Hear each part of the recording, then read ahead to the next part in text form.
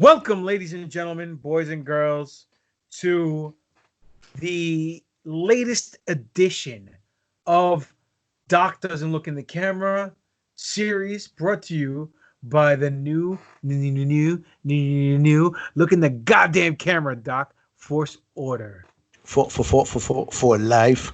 podcast. This is the MANDOMANIA show, the latest episode. Now, it's not season 2 yet, as Doc is overselling as usual. It's not season 2 yet of Mando, but it is the precursor to season 2. It's the 8-episode document series called, Spiro is right, by the way, it's called Disney Gallery. Star Wars The Mandalorian, episode 1. And you said it was called Directing? Yeah. Yes. I was finally right about something. Fuck, man. Yes. Finally. Well, you know what? Your wife's You're not not right here. about you're not right about Revan, but you're right about this. So good for you. Oh. Hey-oh. So, yeah. So this series is supposed to take place 8 episodes, going behind the scenes of the process of making season 1 of The Mandalorian. And this today being May the 4th, so happy May the 4th to you, my fellow brothers. Happy May the 4th to all 3 of our fans out there and anyone else watching this this video. So, great May the 4th, to be honest with you. A lot of good news came out from Star Wars. The season finale of Clone Wars. We went over that on our Clone Wars report show that you guys can download on any podcast platform, or you can go to our YouTube page, New Force Order, where you're watching this, and subscribe. Hit the notification button, like it, and leave a comment. Be productive for once in your mama basement dwelling lives. But anyhow, I digress. Let's go around the horn. We've all seen the first episode. One word, and only one word, Doc. Never gets old, unlike him. Fun. Interesting. Pustigamoto, you stole my words. Son of a bitch. Some bitch. Son of a bitch. Let's see. Damn it. Fun, interesting, fresh. Sister. Fresh. That's what I'm gonna say. So She's fresh. fresh. All right. Anyhow, Listen, so please don't drop any more 80s fucking house music songs because I had fucking Set It Off on the Left, yo, in my head for fucking a week.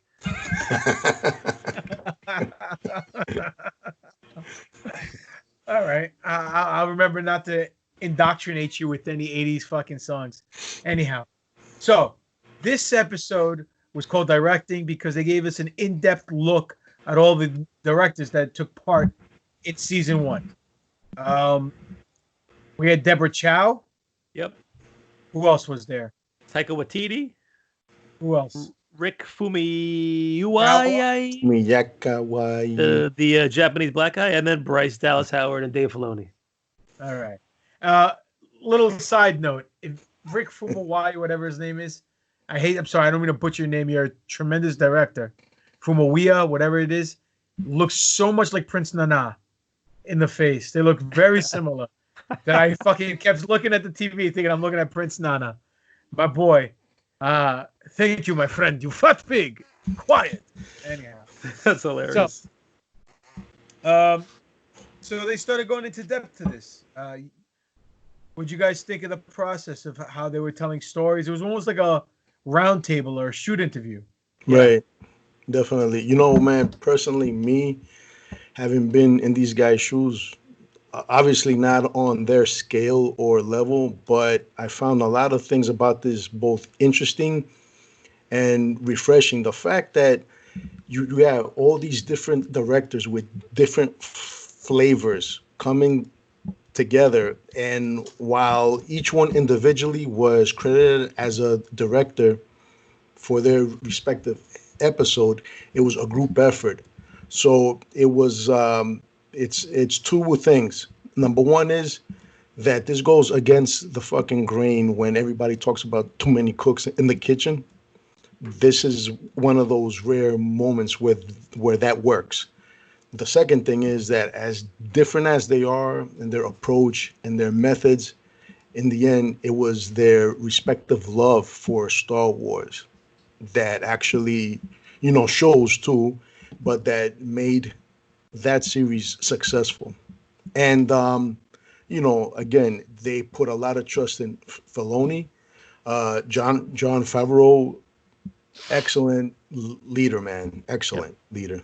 Agreed. It's rare that you see like so many people come together who have a big voice in a project and a big chunk of it that make it so cohesive.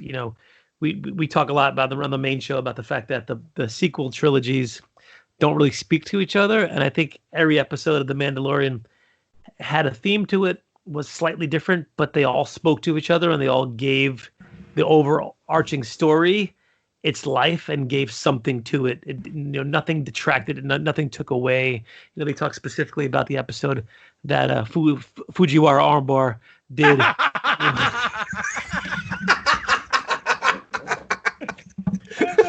Let's just call him Slick Rick. Yeah, that Prince Nana did with the with the heist when they were trying to free up the Twi'lek brother.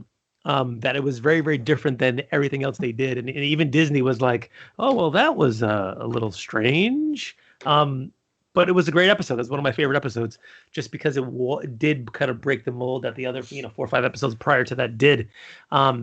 Initially when I heard that they were going to do this multiple director thing and who they were picking, I was a little concerned, honestly. If they were going to be able to tell this cohesive story, and they did, and it shows in this episode where they talk about how they would recruit each other and bounce an idea off somebody and say, hey, how would you do this? How would you do that?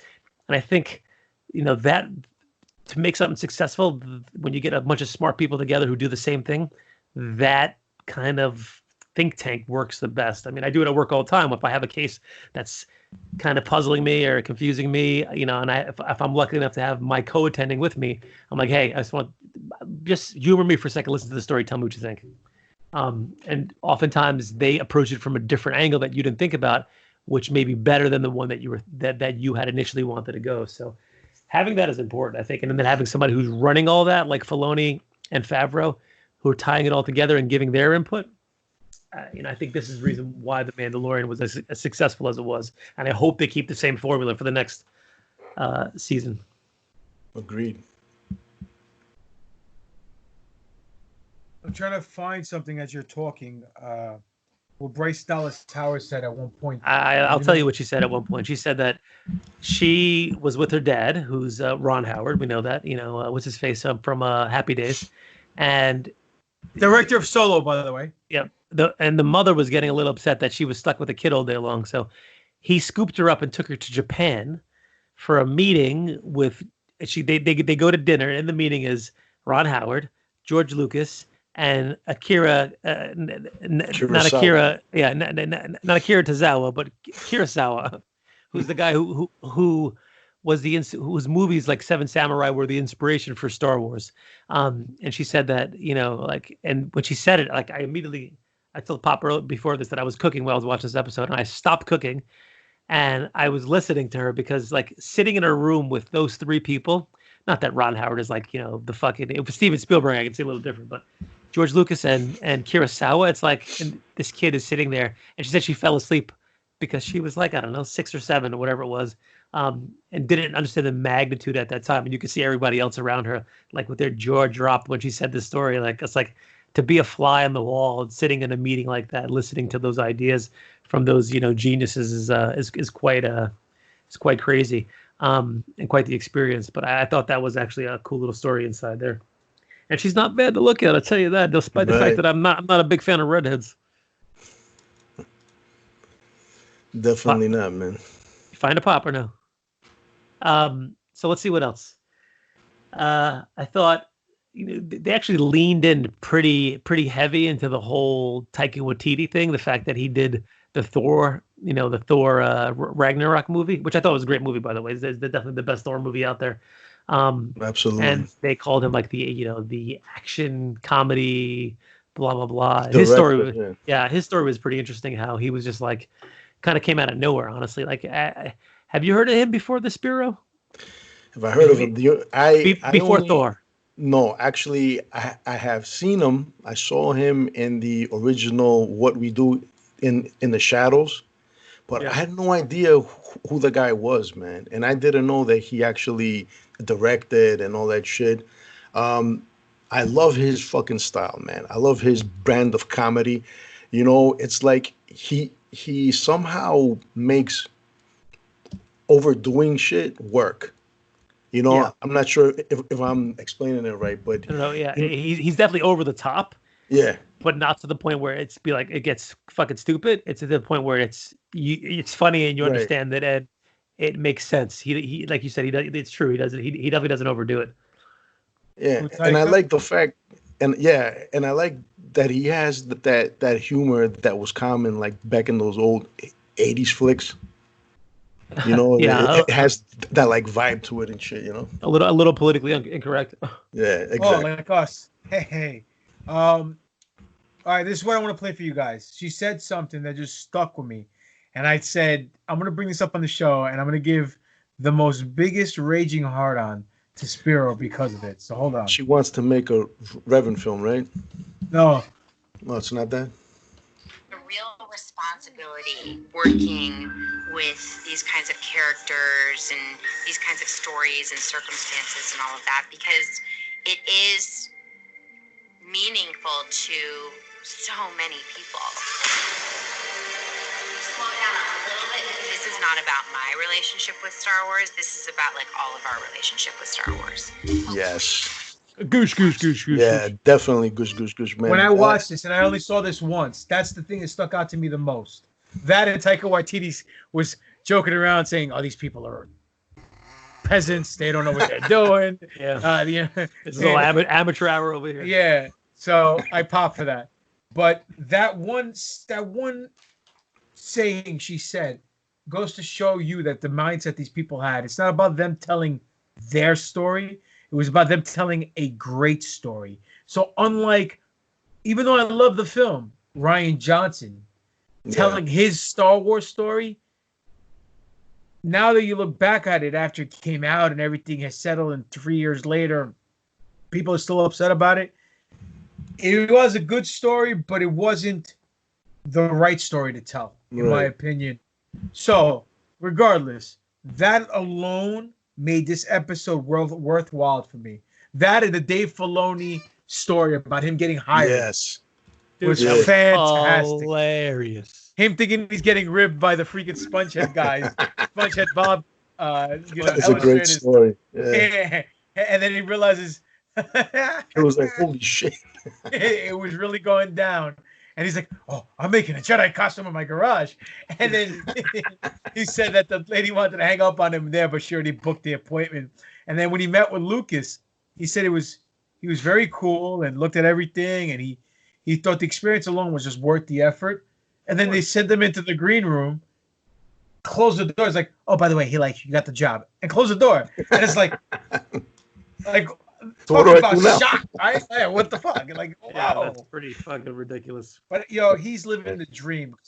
Not for nothing, granted, I love wrestling, I love drawing, but if I can be part of Lucasfilm working on Star Wars, bro, on any aspect, whether it's me drawing, coming up with characters, or doing storylines, or working under Filoni being his protege, would be fantastic. It's a dream job. But I love all the insight that came through this episode. And they did show a lot of techniques they were using. That whole back screen of that curved back screen that they were using. Yeah. And the way they were filming the inside the ships. And, it was very well done. I thought it was very informative.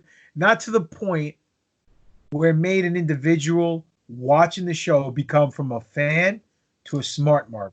It gave them just enough so they can whet their appetite, especially in the first episode, and say, "Yo, I think I know how they do it. I got some idea, but I don't really know how the magic happens. which is the best thing because the last thing anybody wants to know, and take it from a pro wrestler whose industry has been bastardized and all the secrets in the industry has been spilled, that when people think they know, when they really truly don't know, we change the questions. Sorry. When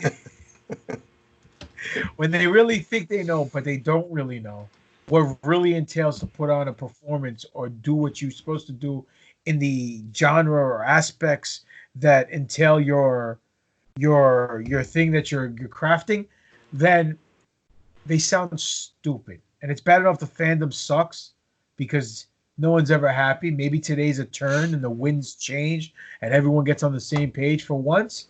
But this, I think, was a good step in the right direction. I think they hit a home run. I agree, man. You know, and to go back on the comments that you just made about, you know, letting everybody into the secrets, you know, these fucking fans, man, it's like there's rarely a single fan who doesn't think that he could have made a better film or drawn a better character, written a better book or something, you know, man. It's like, you know, for everything that's somebody hates, you know, I mean, loves, there's some jerk off that's like, I would have put laser beams on his head and he would have been shooting razor blades from his eyeballs. No, man, listen, you know what, man? Granted, you're not going to like everything you see, but, you know, the problem is that the internet has let everybody in. So now everybody kind of gets an idea of what's going on. And somehow they think that they, just by seeing this, that they've already gone through a fucking 4-year course and shit on fucking special effects, on fucking writing and all this shit. It's like medicine on fucking Facebook. You know, there was a thing where like, you know, oh, Facebook is giving out printable medical degrees when you post something medical on your page. It's like, yeah, of course. I can Google it. I understand what's going on with it. Same shit. You know, what one other aspect that I loved about this episode, two things. And it entails the same character, the Mandalorian. At one point, you see him talking to Dave Filoni, him carrying the egg on which way to walk. Oh, no, talking to Rick from Fujiwara Armbar about which way to walk. Right. And you hear his voice, and you realize that's not Pedro Pascal's voice. No. That's John Wayne's grandson's voice. And then a couple of shots later, they show him without his mask on, and it's a white guy. So it's John Wayne's grandson. So I thought that was pretty cool because everyone knows that secret, that it wasn't Pedro Pascal. I would say maybe 80 or 90% of the time in the outfit. And it was this guy doing all the hard work and the bumps and the bruises.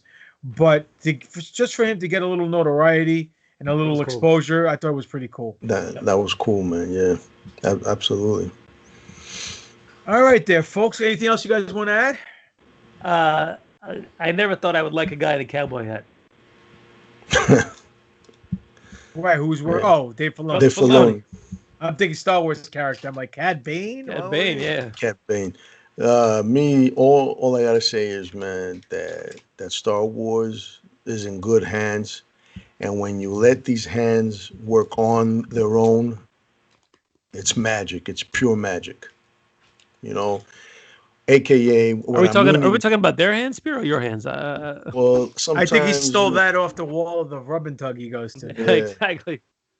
You know what I'm trying to say is, you know, Disney's paying a lot of great people a lot of money to make magic happen. Let them do it. Don't get involved.